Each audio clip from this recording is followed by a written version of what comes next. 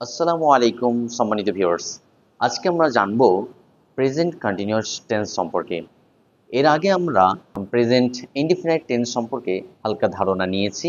আজকে জানবো সেটি present continuous tense. Present continuous টেন্সের যার বাংলা মানে হচ্ছে চলমান বর্তমান কাল। অর্থাৎ এই জিনিসটা কি একটু হালকা আমরা বুঝে নিই। প্রেজেন্ট কন্টিনিউয়াস টেন্স হচ্ছে সেই কাজটি যে কালের মাধ্যম দিয়ে আমরা বর্তমানের কাজ বোঝাচ্ছি। অর্থাৎ কোনো কাজ এখন চলছে, হচ্ছে, ঘটছে, এমন কোনো কাজ বোঝালে সেটি প্রেজেন্ট কন্টিনিউয়াস টেন্স হবে। যেমন আমি যদি বলি মা এখন ভাত রান্না করছে, এই যে করছে শব্দ দ্বারা কি বোঝাচ্ছে? যে তিনি এখন রান্না করছেন। আমি যদি বলতাম মা রান্না করে, ইটস মিনস তিনি এখন রান্না করছে না। আমি যদি বলি রান্না করেছিল, তার মানে রান্না করা হয়ে গেছে। এখন বলছি রান্না করছে, ইটস মিনস তিনি এখন কাজে জড়িত আছেন।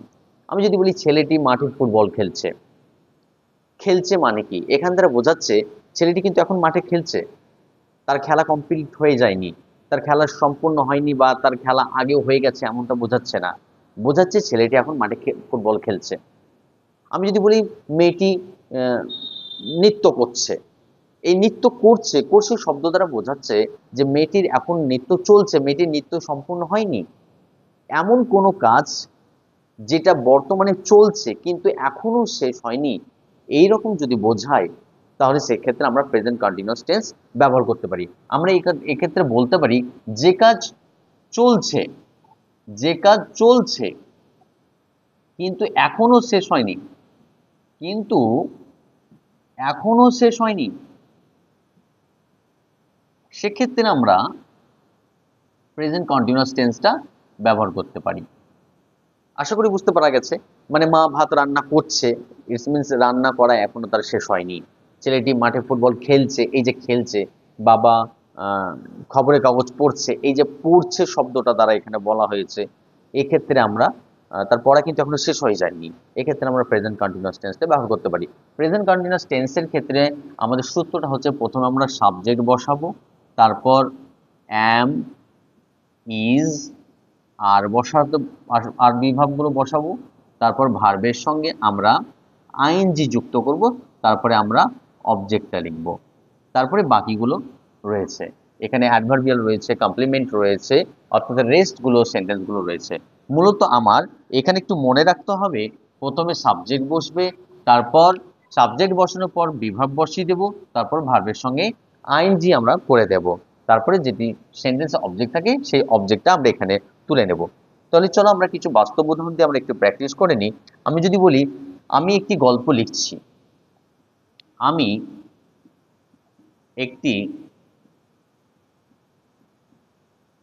গল্প লিখছি।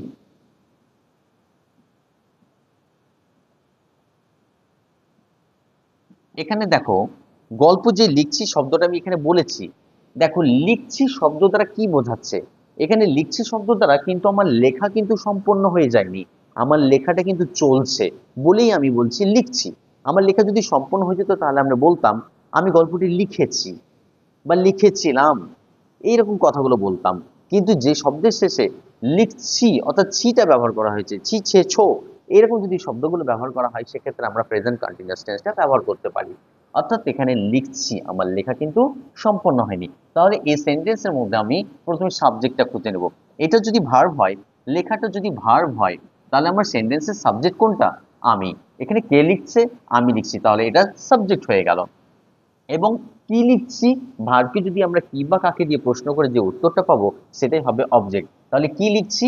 একটি গল্প লিখছি, তাহলে এটা হয়ে যাচ্ছে আমার অবজেক্ট। তাহলে এবার এই সূত্র অনুযায়ী আমরা যদি বসিয়ে নিই সেন্টেন্স স্ট্রাকচারে, তাহলে কি হয়ে যাচ্ছে? আমি। আমি একটা হচ্ছে সাবজেক্ট, তাহলে এখানে আমি লিখে নিলাম আই। এরপরে অ্যাম ইজ এর মধ্যে যে কোনো একটি বসবে, আয়ের সঙ্গে অবশ্যই অ্যাম বিভাগটা বসে, আই অ্যাম। এবার দেখো ভার্বের সঙ্গে আইএনজি লিখছি, এটা হচ্ছে ভার্ব। তাহলে ভার্ব যদি লেখার ইংরেজি কি? রাইট। এবার রাইটের সঙ্গে আইএনজি যুক্ত হবে, তাহলে কি হবে? I am writing. এবার একটি গল্প, একটি গল্পের ইংরেজি কি? এ এ স্টোরি, এ স্টোরি। তার মানে আমি একটি গল্প লিখছি, এটার ইংরেজি হয়ে যাবে I am writing a story. ছেলেটি মঞ্চের উপর ছেলেটি মঞ্চের ওপর ওপর নাচ করছে। নাচ করছে, ছেলেটি মঞ্চের উপর নাচ করছে। এখান দ্বারা এখানে এই পুরো সেন্টেন্সটাতে সাবজেক্ট কে আমাদের জেনে নিতে হবে। প্রথমে সাবজেক্ট এবং ভার্ব এবং অবজেক্ট এইসবগুলো আমরা খুঁজে নেব। এখানে দেখা যাক, নাচ করা এটা হচ্ছে একটা ভার্ব। কে নাচ করছে? ছেলেটি নাচ করছে, তাহলে এটা হয়ে যাচ্ছে সাবজেক্ট। আচ্ছা, কি নাচ করছে বা কাকে নাচ করছে এসব কিন্তু এখানে নেই, অর্থাৎ সেন্টেন্সের মধ্যে অবজেক্ট নেই। এখানে কিন্তু তাহলে মঞ্চের ওপর যদি কোনো জায়গা বা স্থান কোনো কিছু বোঝায় তাহলে সেটা হয়ে যাবে অ্যাডভার্বিয়াল। জায়গা বা সময়, স্থানসূচক অর্থাৎ সময়সূচক বা স্থানসূচক এইসবগুলো বোঝালে সেক্ষেত্রে অ্যাডভার্বিয়াল। তাহলে এটা অ্যাডভার্বিয়াল। অ্যাডভার্বিয়ালকে আমরা সর্বদাই শেষে ব্যবহার করব। এই যে ছেলেটি, এবার আমরা সূত্র অনুযায়ী একটু বসিয়ে নিই। ছেলেটি, তাহলে ছেলেটি ইংলিশ কি হয়ে যাচ্ছে? দা বয়। দা বয় বসিয়ে নিলাম। এরপর ভার্ব, এই যে অ্যামিজার আছে, তাহলে এই দা বয়ের পরে আমি এখানে কি বসাবো? অ্যাম তো বসবে না, ইজ বসবে। দা বয় যেহেতু এখানে একজন, দা বয় ইজ। এবার নৃত্য করছে বা নাচ করছে, নাচ করার ইংরেজি কি? ড্যান্স। তার সঙ্গে আইএনজি যুক্ত হবে, তাহলে কি হবে? দা বয় ইজ ড্যান্সিং। ড্যান্সিং। এইবার মঞ্চের ওপর, মঞ্চের ওপর ইংরেজি, ওপর ইংরেজি হচ্ছে অন, তাহলে এখানে হয়ে যাবে on the stage. On the stage. ছেলেটি মঞ্চের উপর নাচ করছে, the boy is dancing on the stage. এখানে যদি বলি মা ভাত রান্না করছে,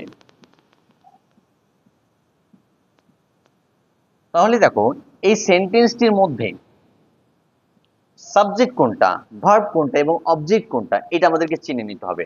দেখো, রান্না করাটা একটা ভার্ব। করছে, করছে কি করছে? রান্না করছে। রান্না করছে, করছে আলাদা, রান্না এটা কিন্তু নয়। রান্না করাটাই একটা নিজে ভার্ব। রান্না করাটাই হচ্ছে ভার্ব। অর্থাৎ রান্না করছে এটি যদি ভার্ব পেয়ে যায়, তাহলে কে রান্না করছে দিয়ে যদি আমরা প্রশ্ন করি তাহলে মা উত্তর আসছে, তাহলে মা হয়ে যাচ্ছে সাবজেক্ট। এরপর কি রান্না করছে, তখন আমাদের উত্তর হয়ে যাবে ভাত, তখন ভাতটা হয়ে যাবে অবজেক্ট। আমরা আগেও জেনেছি, আবার একটু শর্টকাটে জেনে নিই। যদি ভার্বটাকে কে দিয়ে প্রশ্ন করে তাহলে সেটি হবে সাবজেক্ট। যদি ভার্বকে কি বা কাকে দিয়ে যদি প্রশ্ন করা যায় তাহলে সেটি হয়ে যাবে অবজেক্ট। তার মানে এখানে আমরা পেয়ে গেলাম সাবজেক্ট কোনটা, ভার্ব কোনটা এবং অবজেক্ট কোনটা। রান্না করছে, ইট মিনস মায়ের রান্না কিন্তু এখনো শেষ হয়নি, সেক্ষেত্রে আমরা প্রেজেন্ট কন্টিনিউয়াস টেন্সটা ব্যবহার করতে পারি। তাহলে সূত্রর এই ছক অনুযায়ী আমরা একটু মিলিয়ে নিই। প্রথমে সাবজেক্ট বসবে, সাবজেক্ট কি? মাদার। তাহলে আমরা এখানে মাদারটা বসিয়ে নিলাম। এরপর অ্যামিজের মধ্যে যে কোনো একটি বসবে। মাদারের পরে কি বসবে? মাদারের পরে এখানে ইজ বসবে, মাদার ইজ, যেহেতু মা এখানে একজন। এবার ভার্বের সঙ্গে আইএনজি। রান্না করা ইংরেজি কি? রান্না করা ইংরেজি হচ্ছে কুক, তাহলে কুকের সঙ্গে আইএনজি হবে, mother is cooking. Mother is cooking. এরপর অবজেক্টটা হচ্ছে ভাত, ভাতের ইংরেজি হচ্ছে রাইস, তাহলে মাদার ইজ কুকিং রাইস। চলো আর একটু উদাহরণ করি। আবুল মাঠে ফুটবল খেলছে। এই যে খেলছে শব্দ তার এখানে কি বোঝাচ্ছে? তার মানে তার খেলা কিন্তু এখনো চলছে, খেলা শেষ হয়নি। খেলা শেষ হয়ে গেলে বলতাম আবুল মাঠে ফুটবল খেলেছে বা খেলেছিল। এই শব্দটা খেলছে মানে তার কিন্তু এখন খেলাটা মাঠে কন্টিনিউ আছে, এক্ষেত্রে আমরা কন্টিনিউয়াস টেন্সটা ব্যবহার করতে পারি। তাহলে আমরা সাবজেক্ট ভার্ব অবজেক্ট আমরা খুঁজে নিই। আচ্ছা, ভার্বটা কোনটা? খেলছে, খেলাটা হচ্ছে ভার্ব। কে খেলছে, কে দিয়ে যদি প্রশ্ন করি সাবজেক্ট চলে আসবে, তাহলে হয়ে যাচ্ছে এটা সাবজেক্ট, আবুল হয়ে যাচ্ছে সাবজেক্ট। কি খেলছে? অবশ্যই ফুটবল খেলছে, তাহলে ফুটবলটা কি? অবজেক্ট। কোথায় খেলছে? এই যে কোথায় বা কখন এইসব যে শব্দগুলো পাই সেগুলো হয়ে যায় অ্যাডভার্বিয়াল, তার মানে এটা হয়ে যাচ্ছে অ্যাডভার্বিয়াল। আমরা অ্যাডভার্বিয়াল সর্বদাই শেষে বসাবো। তাহলে আবুল মাঠে ফুটবল খেলছে, এর ইংরেজিটা আমরা যদি ছক অনুযায়ী বসিয়ে নিই, প্রথমে সাবজেক্ট বসবে, সাবজেক্টটা হচ্ছে আবুল। আবুল। এরপরে অ্যামিজারের মধ্যে কোনটা বসবে? অবশ্যই এখানে ইজ বসবে, আবুল ইজ। এরপরে খেলছে, এটা হচ্ছে ভার্ব, ভার্বের খেলার ইংরেজি হচ্ছে প্লে, এবং প্লে এর সঙ্গে যদি আমরা আইএনজি যুক্ত করে দিই তাহলে হয়ে যাবে প্লেইং। আবুল ইজ প্লেইং, এরপর অবজেক্টটা বসিয়ে দিতে হবে। অবজেক্ট কোনটা? ফুটবল। তাহলে এখানে আমরা ফুটবলটা লিখে দিলাম। আবুল ইজ প্লেইং ফুটবল, এরপর মাঠেটা পড়ে রইল। মাঠে ইংলিশ কি হবে? In the field. In the field. এরপর এখানে বলি আমি ভাত খাচ্ছি। এখান দ্বারা কি বোঝাচ্ছে দেখো, এখানে খাওয়াটা হচ্ছে ভার্ব, অর্থাৎ আমি খাচ্ছি, আমার খাওয়াটা কিন্তু এখনো চলছে, খাওয়াটা কিন্তু এখনো শেষ হয়নি। কে খাচ্ছে? আমি। আমি তো হয়ে গেলাম সাবজেক্ট। কি খাচ্ছি? ভাত তো হয়ে গেলাম অবজেক্ট। তাহলে সাবজেক্ট অবজেক্ট ভার্ব আমরা পেয়ে গেলাম। সূত্র অনুযায়ী বসিনি। তাহলে আমি হচ্ছি আই। এখানে অ্যামিজের মধ্যে কোনটা বসবে? আই এর সঙ্গে অবশ্যই অ্যাম বসে। এরপর ভার্বের সঙ্গে আইএনজি, খাওয়া ইংলিশ হচ্ছে ইট। ইট, ওর সঙ্গে আইএনজি যুক্ত হবে, ইটিং। এরপর ভাতের ইংলিশ হচ্ছে rice. I eat, I am eating rice. তার মানে আমি ভাত খাচ্ছি। বাবা খবরের কাগজ পড়ছে। পড়ছে, আচ্ছা, এইটির মধ্যে ভার্ব কোনটা? পড়ছে। পড়ছে নিশ্চয়ই ভার্ব, কিন্তু পড়াটা কিন্তু তার মানে এখনো শেষ হয়ে যায়নি, এই জন্য বলছি পড়ছে। যদি পড়াটা শেষ হয়ে যেত তাহলে বলতাম পড়েছে বা পড়েছিল, এই সবগুলো আমরা ব্যবহার করতাম। যেহেতু পড়ছে এখানে বোঝাচ্ছে, তার মানে এটি ভার্বের কন্টিনিউয়াস ফর্ম। পড়ছে, কে পড়ছে? বাবা। তাহলে বাবা হচ্ছে এখানে সাবজেক্ট। কি পড়ছে? খবরের কাগজ পড়ছে। তাহলে এটা হচ্ছে অবজেক্ট।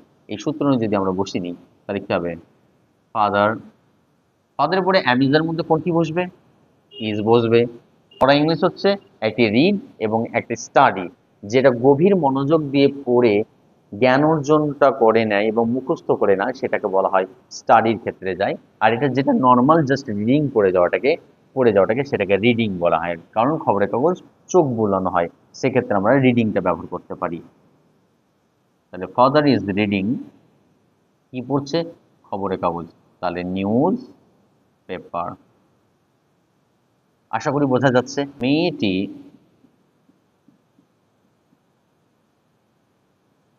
ঘরে টিভি দেখছে। তার মানে কি, তার দেখা কিন্তু এখনো চলছে, তার দেখা কিন্তু এখনো শেষ হয়ে যায়নি।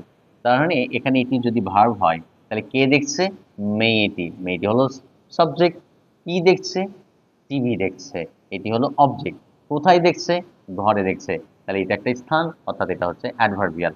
তার মানে এই সূত্র যদি আমরা সাজিয়ে নিতে পারি, দেখা ইংরেজিতে হচ্ছে ওয়াচ, দেখাটা হচ্ছে ওয়াচ। তার মানে এই উত্তরটা তোমরা করো, কমেন্ট বক্সে অবশ্যই কমেন্ট করে জানাও যে এই উত্তরটা কি হবে। মেয়েটি ঘরে টিভি দেখছে, এটা হচ্ছে প্রেজেন্ট কন্টিনিউয়াস টেন্স। এটি ইংরেজি কি হবে? অবশ্যই কমেন্ট বক্সে কমেন্ট করে জানাও এবং সাবস্ক্রাইব করো।